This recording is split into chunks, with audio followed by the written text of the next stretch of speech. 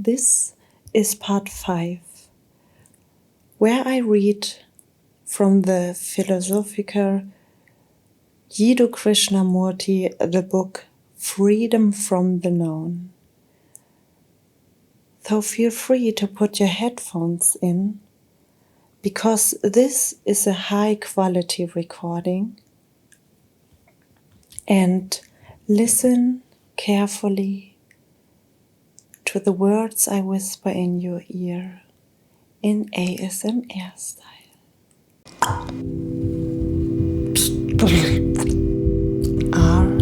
ASMR Katz.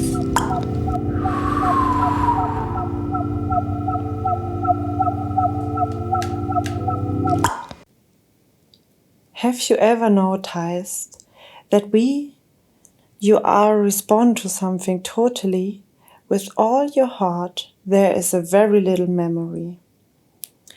It is only when you do not respond to the challenge with your whole being that there is a conflict, a struggle, and this brings confusion and pleasure or pain. And the struggle breeds memory. That memory is added to all the time by other memories, and it is a memory which responds. Anything that is the result of memory is old and therefore never free.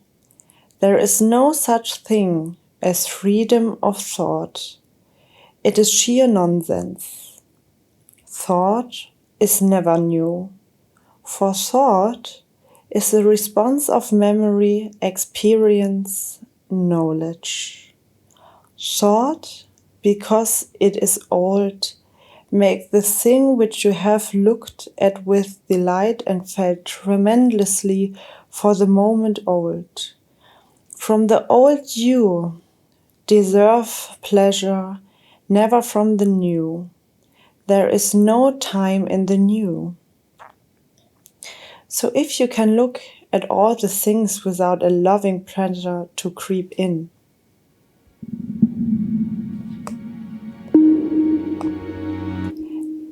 at a face, a bird, the color of a sari, the beauty of a sheet of water shimmering in the sun, or anything that gives delight. If you can look at it without wanting the experience to be repeated, then there will be no pain, no fear, and therefore tremendous joy. It is a struggle to repeat and perpetuate pleasure which turns it into pain. Watch it in yourself. The very demand for the restriction of pleasure brings about pain, because it is not the same as it was yesterday. You struggle to achieve the same delight, not only to your aesthetic sense, but the same inward quality of the mind, and you are hurt and disappointed because it is denied to you. Have you observed what happens to you when you are denied a little pleasure? When you don't get what you want, you become anxious, envious, and hateful. Have you noticed when you have been denied the pleasure of drinking or smoking or sex or whatever it is? Have you noticed what battles you go through? And all that is a form of fear, isn't it? You are afraid of not getting what you want or losing what you have. When someone, particularly a faith or ideology which you have held for years, is shaken or torn away from you by logic or life, aren't you afraid of standing alone? That belief has for years given you satisfaction and pleasure, and when it is taken away from you, left stranded, empty, and the fear remains until you find another form of pleasure and other beliefs. It seems to me so simple, And because it is so simple, we refuse to see its simplicity.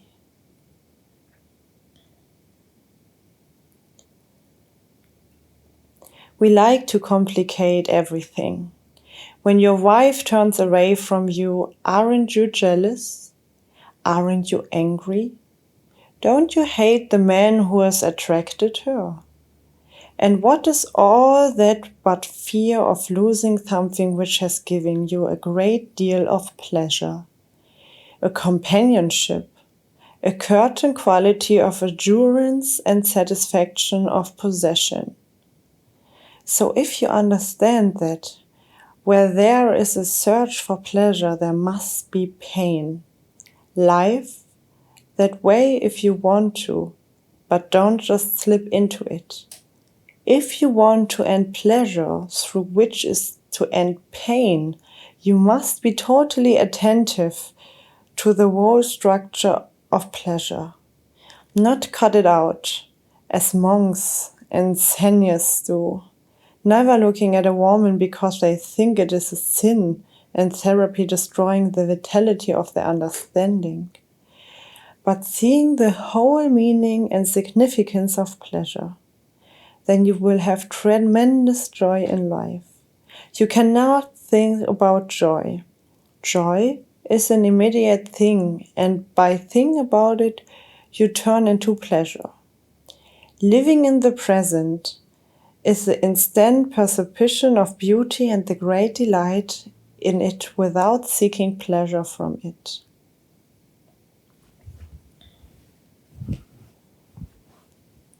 Self-concern, craving for passion, fears and total fear, fragmentation of thought, ending of fear. Before we go any farther, I would like to ask you, what is your fundamental last thing interested in life? Putting all oblique and answers aside and dealing with this question directly and honestly, what would you answer? Do you know? Isn't it yourself? Anyway, that is what most of us would say if we answered truthfully. I am interested in my progress, my job, my family, the little corner in which I live, in getting a better position for myself, more prestige, more powerful, more dominant, over others, and so on.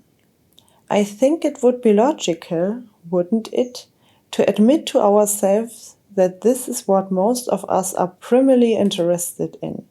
Me first.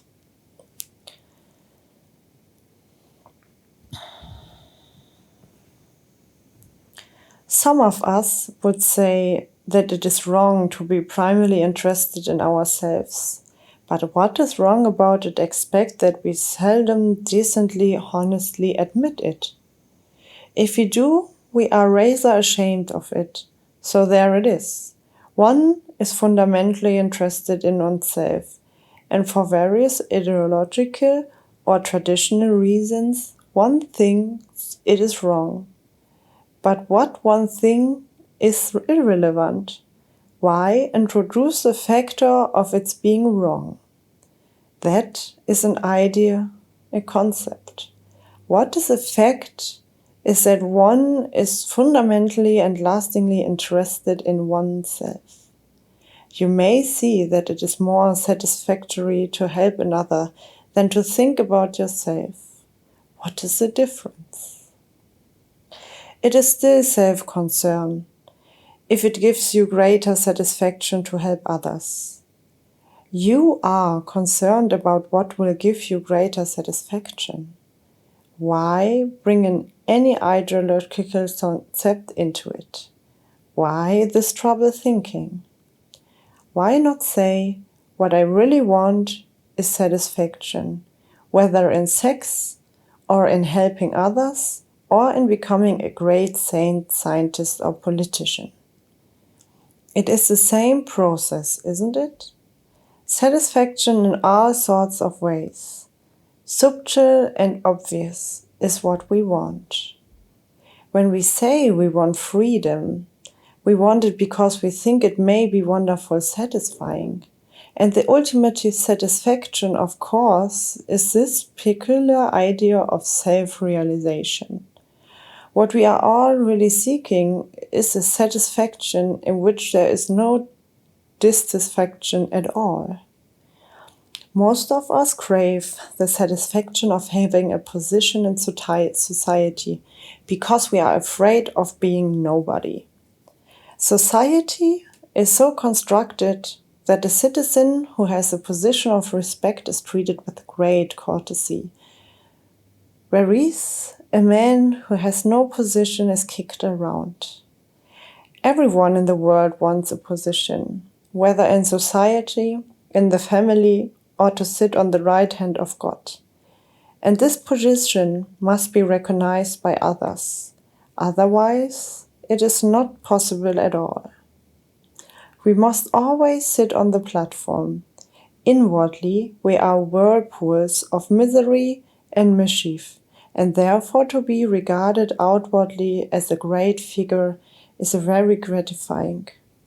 This craving for position, for prestige, for power, to be recognized by society as being outstanding in some way, is a wish to dominate others.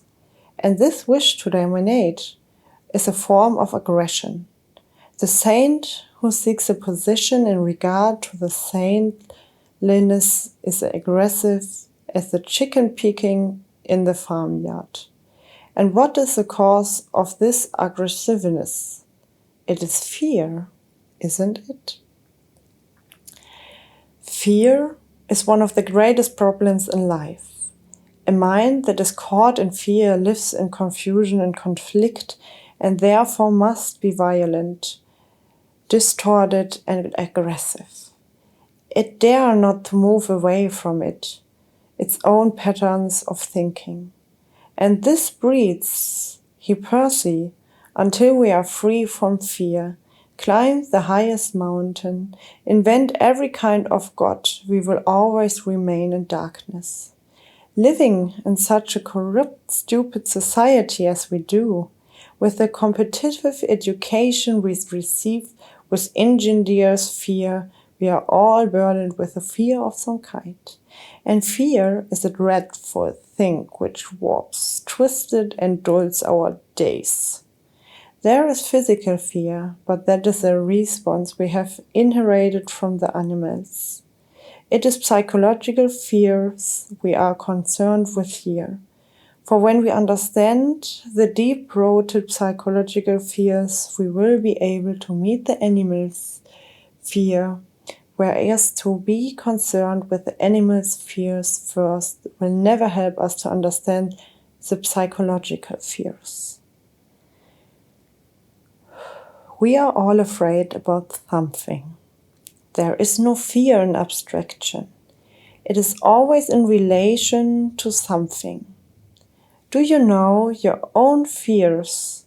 Fear of losing your job, of not having enough food or money, or whatever your neighbors or the public think about you, or not being a success, of losing your position in society, of being deprived or ridiculed, fear of pain and disease, of domination, of never knowing what love is or of not being loved, of losing your wife or children, of death, of living in a world that is like death or utter boredom, of not living up to the image others have built about you, of losing your faith. All these and innumerable other fears. Do you know your own particular fears? And what do you do usually about them? You run away from them, don't you? You invent ideas and images to cover them. But to run away from fear is only to increase it. One of the major causes of fear is that we do not want to face ourselves as we are. So as well as the fears themselves, we have to examine the network of escapes. We have to develop to rid ourselves of them. If the mind, in which is included the brain, tries to overcome fear, to surprise it, explain it, control it, translate it into terms of something else, there is friction, there is conflict, and that conflict is a waste of energy.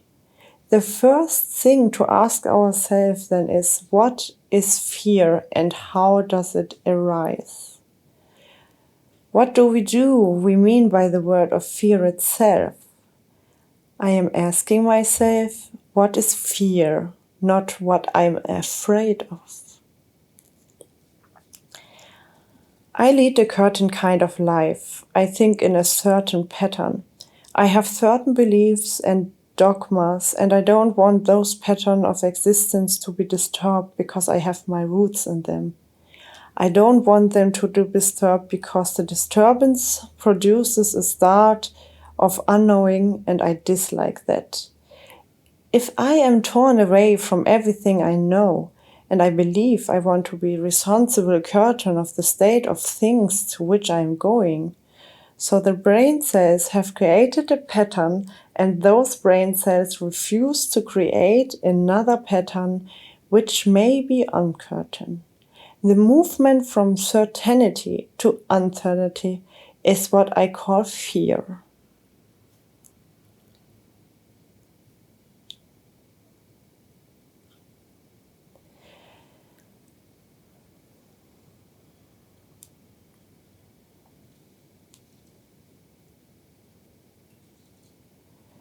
At the actual moment, as I am sitting here, I am not afraid. I am not afraid in the present. Nothing is happening to me. Nobody is threatening me or taking anything away from me. But beyond the actual moment, there is a deeper layer in the mind which is consciously or unconsciously thinking of what might happen in the future or worrying that something from the past may overtake me. So I am afraid of the past and of the future. I have divided time into the past and the future. Thought steps and says, be careful, it does not happen again. Or, be prepared for the future. The future may be dangerous for you. You have got something now, but you may lose it. You may die tomorrow. Your wife may run away. You may lose your job. You might never become famous. You might be lonely. You want to be quite sure of tomorrow. Now, take your own particular form of fear. Look at it. Watch your reactions to it. Can you look at it without any movement of escape, justification, commendation, or superstition? Can you look at the fear without the word which caused the fear? Can you look at death, for instance, without the word which arouses the fear of death? The word itself springs a tremor, doesn't it? As the word love has its own tremor, its own image. Now, it's the image you have in your mind about death, the memory of so many deaths you have seen, and the assaulting of yourself with those incidents? Is that image which is creating fear? Or are you actually afraid of coming to an end, not of the image creating the end? Is the word death causing you fear or the actually ending? If it is the word or the memory which is causing your fear, then it is not fear at all. You were ill 2 years ago, let us say, and the memory of the pain, that illness remains, and the memory now functioning says, be careful, don't get ill again. So the memory, which is actually creating fear, and that is not fear at all, because actually at the moment you have very good health. Thought, which is always old, because thought is the response of memory, and memories are always old. Thought creates in time the feeling that you are afraid, which is not an actual fact. The actual fact is that you are as well. But the experience which has remained in the mind as a memory rather than thought. Be careful, don't fall ill again. So we see that thought engenders one kind of fear. But is there fear at all apart from that? Is fear always the result of thought? And if it is there any other form of fear? We are afraid of death. That is something that is going to happen tomorrow or the day after tomorrow in time. There is a distance between actuality and what will be. No thought has experienced this state by observing death, it says. I am going to die. Thought creates the fear of death. And if it doesn't, is there any fear at all? Is fear the result of thoughts? If it is, thought, being always old, fear is always old. As we have said, there is no new thought. If we recognize it, it is already old. So what we are afraid of is the repetition of the old, the thought of what has been projecting into the future. Therefore, thought is responsible for fear. This is so you can see it for yourself. When you are confronted with something immediately, there is no fear. It is only when the thoughts come in that there is fear. Therefore, our question now is it possible for the mind to live completely, totally in the present? It is only such a mind that has no fear. But to understand this, you have to understand the structure of thought, memory and time. And in understanding it, understanding not intellectually, not verbally, but actually, with your heart, your mind, your guts, you will be free from fear. Then the mind can use throughout without creating fear. Thought, like memory, is of course necessary for daily living. It is the only instrument we have for communication, working at our jobs and so forth. Thought is a response to memory, memory which has been accumulated through experience, knowledge, tradition and time. And from this background of memory, we react, and this reaction is thinking. So thought is essential at certain levels, but when thought projects itself psychological as the future and the past, creating fear as well as pleasure, the mind is made dull, and therefore interaction is inevitable.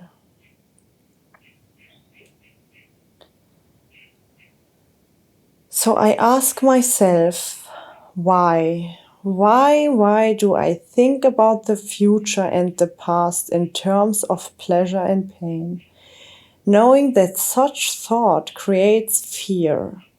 Isn't it possible for thought, psychological, to stop?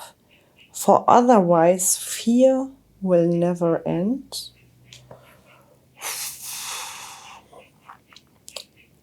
Okay. Part 5 is a very strong one about fear, pain,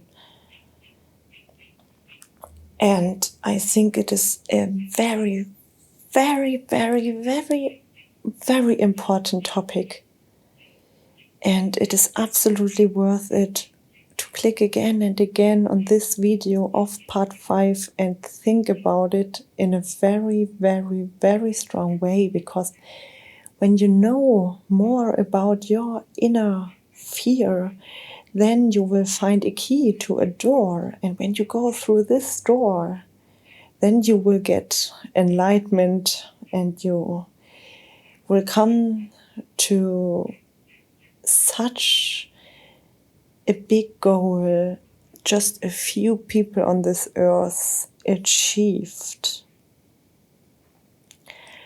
My name is ASMR Katz, and I am a tattoo girl who shows you through the world of sound the beauty of ASMR.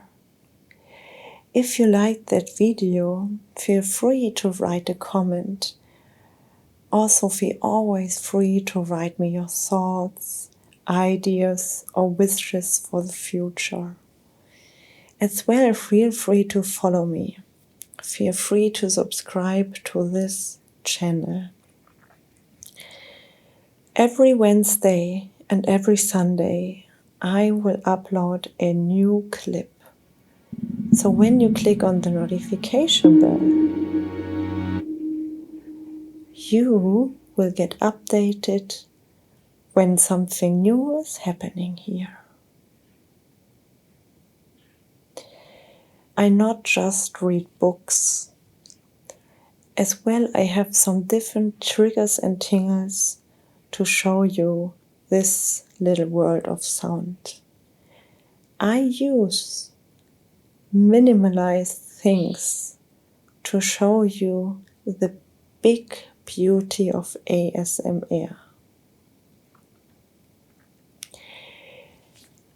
This book, Freedom from the Known, from Krishnamurti, is a book I will read completely for you and for me for sure as well. At first I will upload all the parts after each other, but when I'm finished, then I will make a full video with all parts. But I really can recommend you to listen to part after part, because this book has so many things to say, and I just can recommend you to be focused every part to understand which knowledge this books involve. Even when you are just listening for relaxation, or you listen to learn something about you and yourself, your triggers and tingles, feel always free to click to the parts. Feel always free to listen again and again. And I would be more than happy to see you at the next part as well here, to continue this kind of little meditation with me. Because even when you right now don't realize this book has amazing knowledge without any pressure given to you, where you can look deep inside of yourself, explore yourself, ask all the surroundings and understand yourself in a very, very nice way. Not every book has the ability to it, and I am happy that I have the opportunity together with you to go through this intense and amazing book and put it into the joy of ASMR. I am super happy that you're here and listening to it, and I hope I will see you very, very soon